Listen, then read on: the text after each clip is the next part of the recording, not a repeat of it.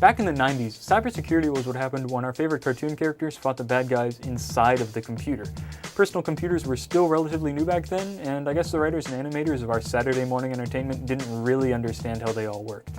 It's 2017 now, and while we'd all like to think of ourselves as cyber literate, most people still don't know enough about cybersecurity to prevent an attack on their personal data. Too often we rely on the continuing advancement of technology to keep us safe, and it is improving by leaps and bounds, but the hackers are getting better too, and they still want in. Why wouldn't they? Cybercrime is a lucrative venture. An IBM study found the average cost of a data breach to a business to be about $4 million. Ransomware attacks growing in popularity among hackers lock users out of or threaten to release their data publicly unless they pay a ransom to recover it.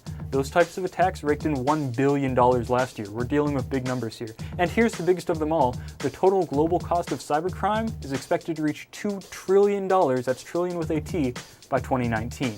Meanwhile, there are 1 million unfilled cybersecurity positions worldwide.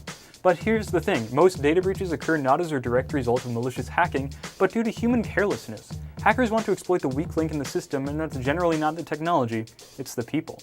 Here's what you can do to best protect yourself and your data, whether it's your own personal data or that of your business. And yes, this matters whether you live in the Midwest or on the coasts. Cybercriminals generally don't know and don't care where you're located. First, we all know it, and by now it sounds rote, but don't download attachments or click on links in emails or other messages from strangers. And if it's an unsolicited email from a friend or contact or something smells fishy, well, they won't be insulted if you decide to be careful instead.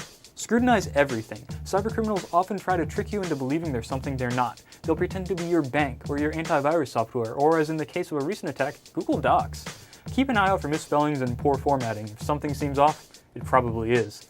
And most importantly, back up your data either to the cloud or to an external drive.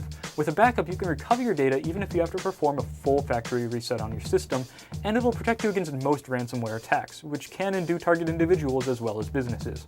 Of course, none of this is to say you should stop using your computer or the internet altogether. At this point, the internet is almost as much a utility as, say, electricity or natural gas.